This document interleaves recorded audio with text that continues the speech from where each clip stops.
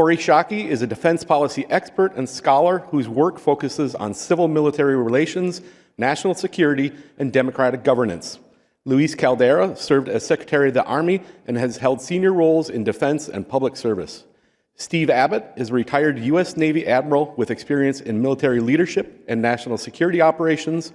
And Mark Hertling is a retired U.S. Army Lieutenant General with decades of senior command experience and a focus on leadership and institutional responsibility. Here we are. So, you're right, these guys do deserve an ovation. So, let me start by asking about the oath, because all three of you took the oath to the Constitution. And since that's the title of this session, let's maybe start by why you think it's important to take the oath to the Constitution. Secretary Caldera. So when you take the oath to the Constitution and to uphold the laws of our country, it's different because it is to the country, it's to the preservation of the country and its interests. It's not to any individual, it's not to any party, it's not to any political leader. And over the course of your career, that may change, but what will not change is your obligation to do your duty to the nation. Admiral Abbott. So I was interested to read that there are still quite a few countries where when you swear an oath as a military person, you're swearing it to an individual, a monarch, and our British friends do, or actually in some cases to a political party. If you're in the Chinese military, you swear an oath to the Chinese Communist Party. And the military is actually an arm of a political party. But our oath, since the early days of the country, is to the Constitution, not to an individual. And it was purposely made that way so that we didn't have a military which became captured by a single individual. General Hertling. I'm going to reflect a little bit on what both of these gentlemen, who I admire greatly, just said, and start off by saying there's a differentiation that not many people know about. And that's the difference between the enlisted oath for soldiers and the officer's oath. The enlisted oath talks about, well, first of all, it says, I will support and defend the Constitution against all enemies, foreign and domestic, and I take this obligation freely. But it also says, I will obey the orders of the President and the officers appointed over me. That segment of the oath is not in the officer's oath, and not many people know that. But it's there specifically, and put there specifically by Congress and through our Constitution, because in the officer's oath it says, I will well and faithfully execute these duties upon which I am about to enter. And I take this obligation willingly, without any mental reservation or purpose of evasion. It says nothing about obeying anyone's orders. So there's this very interesting dynamic in the two oaths, where soldiers are expected to take the oath from either the president or the officers. Officers have a value judgment involved in this. And they have to be literally the breach between illegalities, unlawful issues, and ensuring they protect the soldiers from not doing anything, as we just talked about. I want to reinforce what Admiral Abbott said. When I was commander of U.S. Army Europe, I used to actually go around to different countries. For those who don't know, there are 49 different countries in Europe, 54 in Africa, and I've eaten and drank from my country in each one of those. And I always would ask soldiers from different countries, usually through an interpreter, what do you swear the oath to defend? Monarchs, motherland, fatherland, kings, queens, presidents. So they do take the oath to specific things. And what's great about our oath is we take an oath to ideas and values and what our nation believes in. And there's only two countries that I know of that do the same thing, and both of those countries were ones that we helped establish their constitution. And I won't tell you who those two countries are, but you can try and Google them and see what ChatGPT says about it, okay? So I want to pick up on the point about lawful orders, because one of the things that concerns me in civil-military relations is that in recent military activity, the attacks on boats in the Caribbean, for example, our public discourse has telescoped very quickly down into, should the military have carried out this order? And it concerns me because that is excusing the president issuing the order, the Secretary of Defense transmitting the order. The American system is predicated on a belief that orders are legal. And so, Secretary Caldera, could you reflect on how you think about that? How do we reestablish accountability at higher levels on the civilian side? That's a very important question.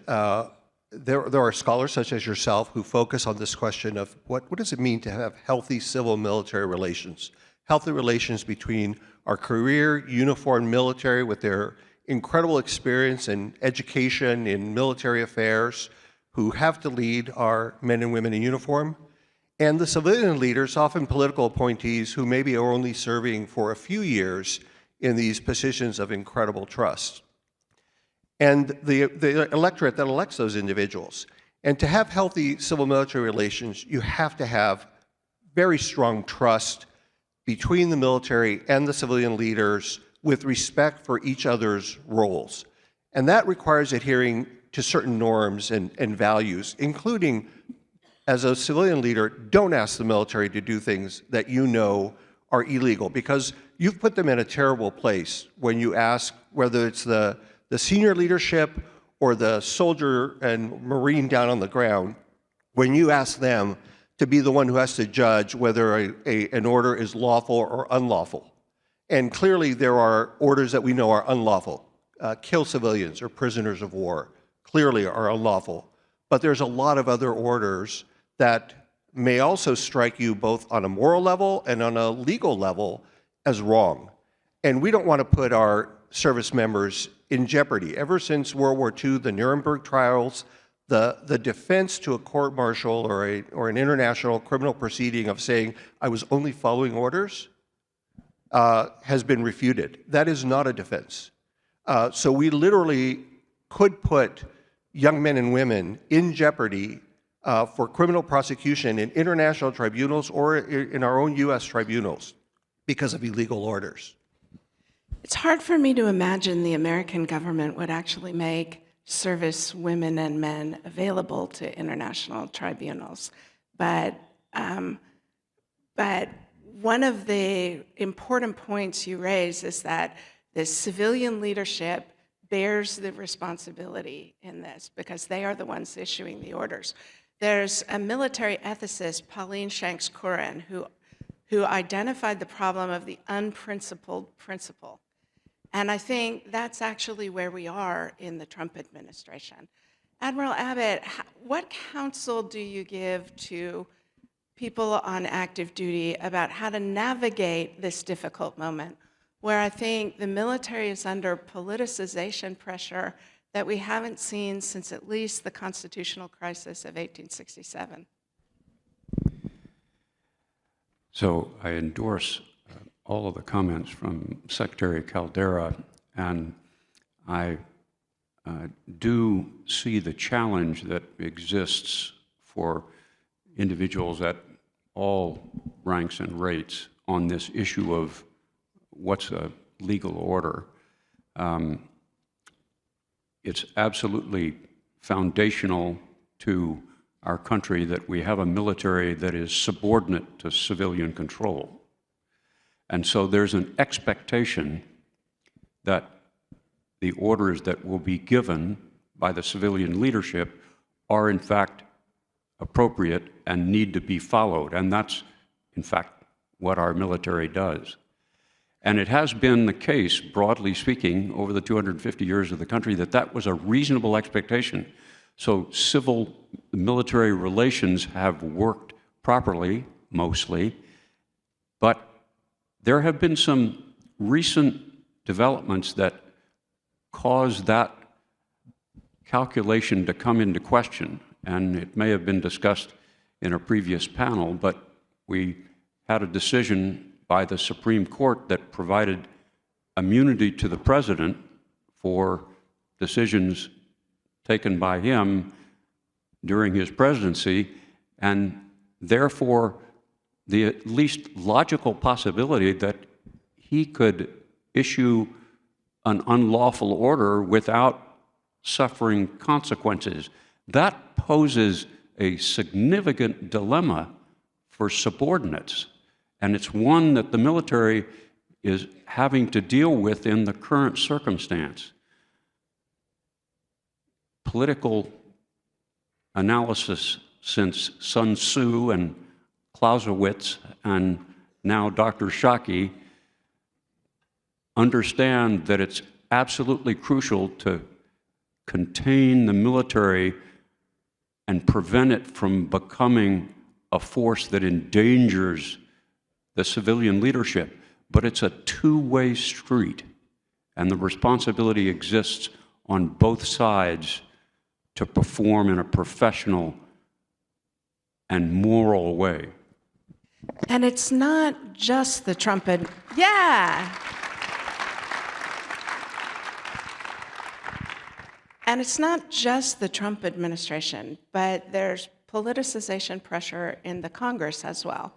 The example that I think is most egregious is Senator Tuberville holding up the promotions and assignments of over 400 servicemen and women in order to put pressure on a policy the military had nothing to do with. Mark, General Hertling, not only are you a veteran, but the Hertlings are a military family. How do you, and you've just written a beautiful book about what you told your sons when you were deployed in Iraq. How do you talk to the other members of the Hertling family about these challenges? Oh, that's Chatham House rules, Dr. Chowdhury. I can't say what we talk about internal because our two sons will beat me up and leave me for dead. Yeah, I shouldn't say this, but our oldest son is a brigade commander currently at Fort Hood, Texas. Our youngest son and his wife were both service members with multiple tours in Iraq. They are both out now, but both still working for the U.S. government in a job I can't talk about or I'd have to kill you. And we have had a lot of these discussions, especially with our oldest son, because he is concerned and anxious about the current state of affairs. What will he be asked to do? And like all officers, truthfully, and Secretary Cabrera brought this up, when you are an officer, your loyalty is not only to the Constitution and to a lesser degree your bosses, but it's also to a greater degree towards your soldiers. Because as that officer, you are, like I said earlier, the bridge between the two.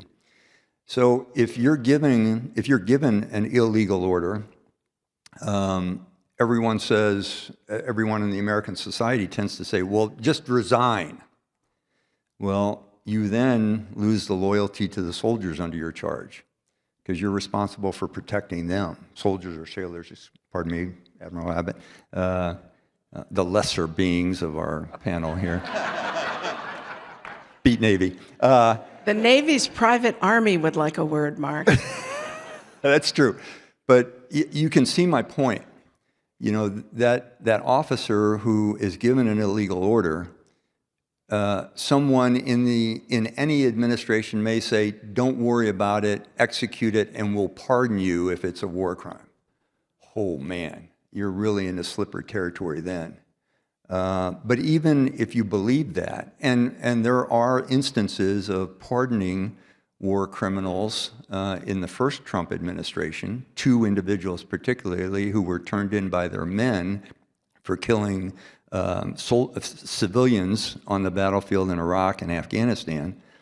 So you're running into that dicey legal implication, and there's very few commanders of any of our combat units who are also lawyers. So you depend on the lawyers to help you out. it's interesting, if I can say this, when I got into the private sector, I was amazed at how there wasn't a lawyer on the hip of every CEO that I worked with. But they are on the hip of every military commander, that's for sure, to make sure they are doing the right things. But I really want to emphasize that the military cannot save the republic, my friends, and we shouldn't want it to, because it is true that every military commander has got a lawyer at their elbow, but that does not remove responsibility, authority, or responsibility from that commander for the choice they make. And I don't know how many lawyers you know, but they don't often say yes or no. They say, here are 4 things I think you might want to consider as you make your decision. Yep. Moreover, the Judge Advocate General's legal view gets trumped by the Secretary of Defense's counsel, who gets trumped by the Justice Department's Office of Legal Counsel. And so we very often impute a automaticity to this that the system actually doesn't provide. We have a couple of recent domestic disputes about civil-military relations that I'd love to get the 3 of your perspectives on. The first is the deployment of the National Guard and even active duty Marines to assist in immigration and law enforcement in Los Angeles, in Portland, in Chicago, and in Minneapolis. One of the things I noticed was that the Marines took their time deploying to Los Angeles, taking weeks of training before they felt comfortable in that position.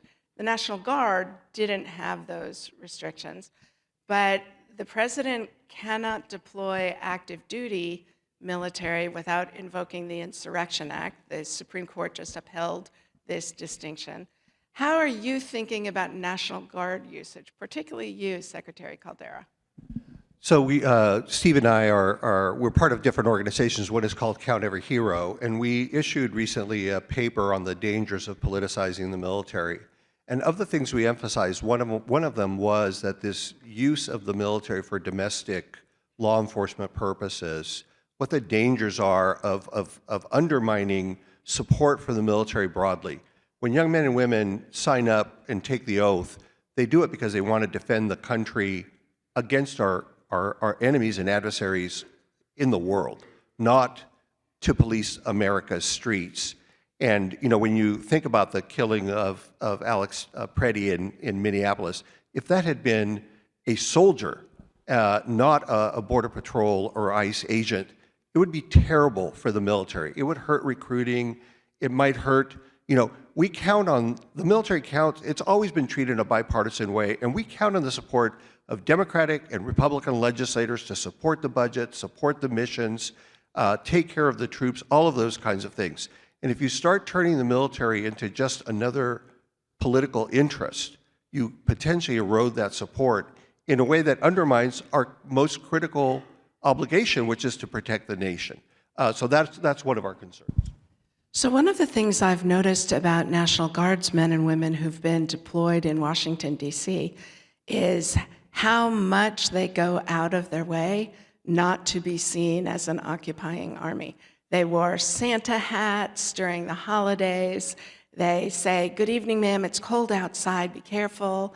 And I noticed when the governor of Minnesota called up the National Guard to confront what was happening with federal authorities acting in Minnesota, they wore hazard vests and they handed out donuts. How do you think the National Guard is navigating this politicization moment, Admiral Abbott? And how do you think, how do you rate the behavior of soldiers, in particular last week, was it at Fort Bragg, I think, Fort Benning, one of the B forts, where the president made a just shamelessly overt political speech? How should we think about that? The National Guard and the active duty forces understand that it's absolutely crucial that the American public believe in and support their military forces. And so, although we have in place legal justification for the use of military forces within our boundaries in the Insurrection Act, which has been around since the beginning of the Republic, we understand that it needs to be rare and focused and transitional, and it should not be used, as the Posse Comitatus Act prohibits, for law enforcement.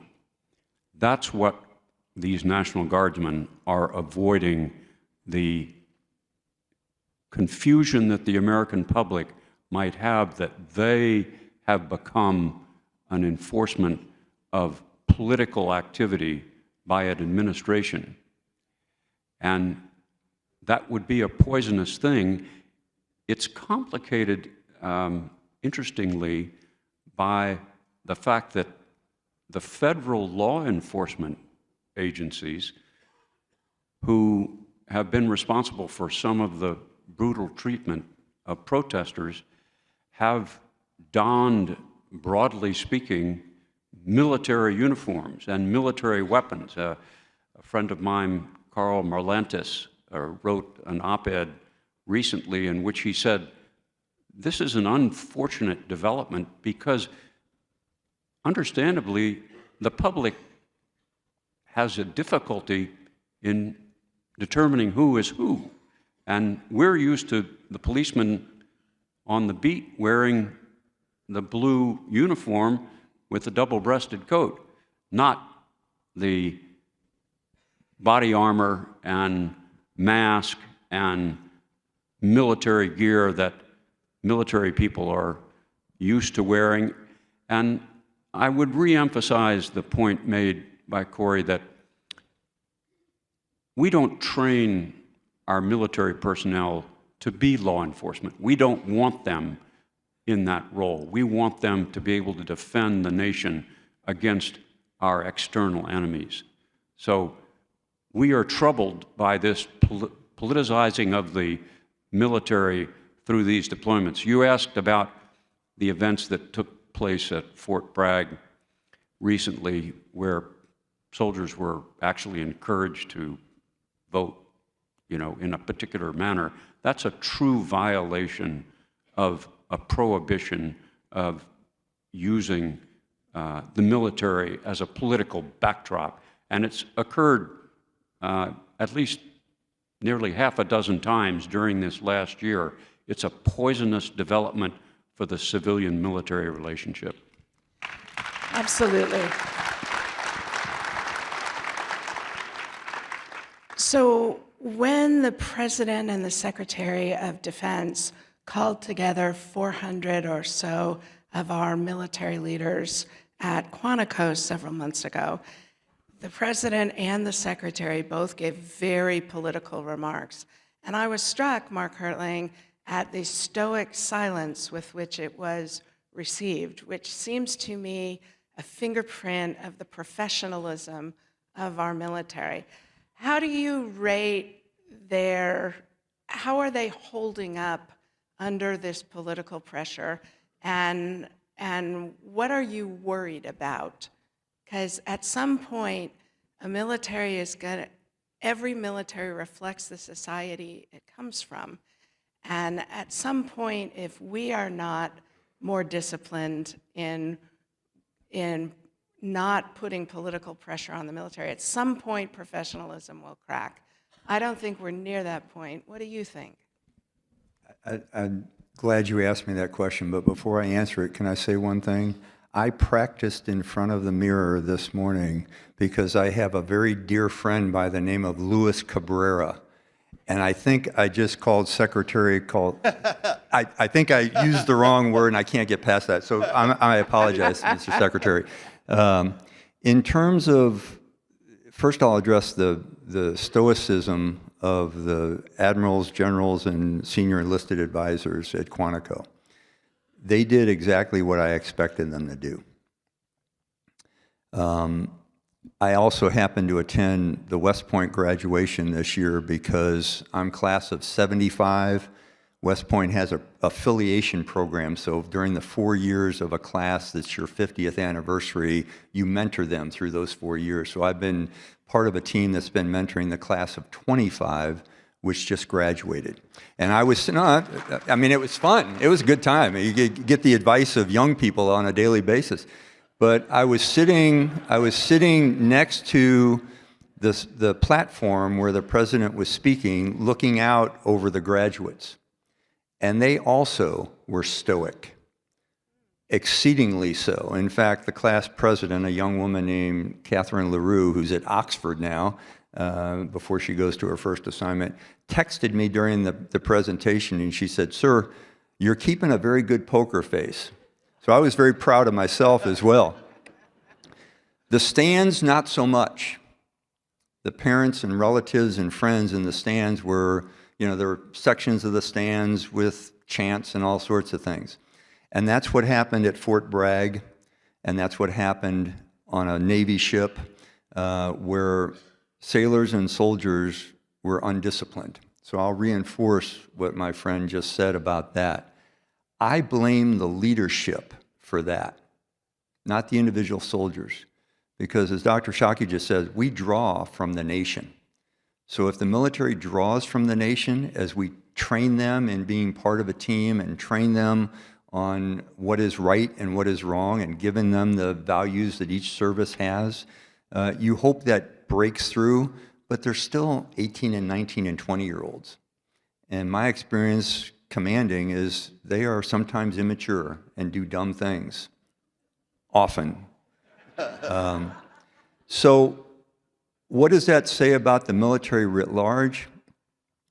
What happened at West Point is those cadets got basically a reminder from the superintendent before graduation.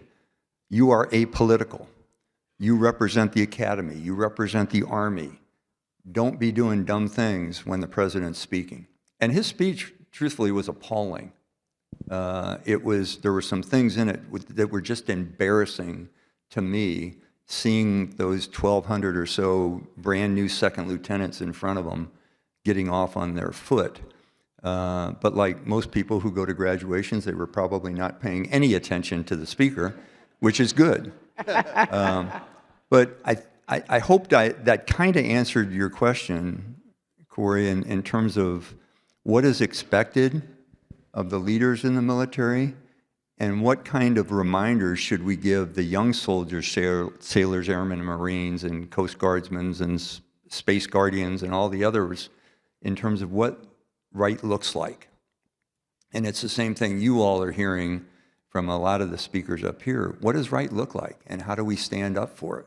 And don't be cowards when it's time to stand up. So we have only 46, yeah, well done, General Hertling. So we have only 40 seconds left on this panel, and I want to ask Admiral Abbott and Secretary Caldera for each of you to give one piece of advice, one thing you wish Americans understood about our military and its relationship to civilians. Admiral Abbott. We need everybody in this country to participate in our democracy. And so part of my message is, let's all pitch in. We, are former military veterans, and we served, but we ought to be continuing to serve, and we ought to be saying to all Americans, the democracy won't last, it won't prosper, it won't serve us unless we all work to support it. Doing what you can, where you are, with what you have. There were 7 presidents who were senior military officers. I hope a whole bunch of additional military will serve the country in the future in whatever role they find is appropriate, but we all need to pitch in. Yep, democracy is not a spectator sport, my friends. Secretary Caldera, you get the last word. So serving in uniform I think it's an incredible formative experience, especially these young men and women who serve all over the world. Really gives you a different perspective on our nation's role in the world to promote peace and stability and help people have a better way of life by preserving that stability.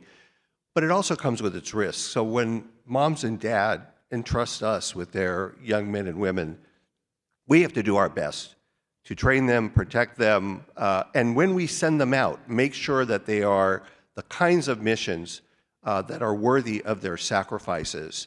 And that really, to misuse the military for domestic purposes, political purposes, missions that we're taking on without our friends and allies in the world, all of that it increases the risk for them.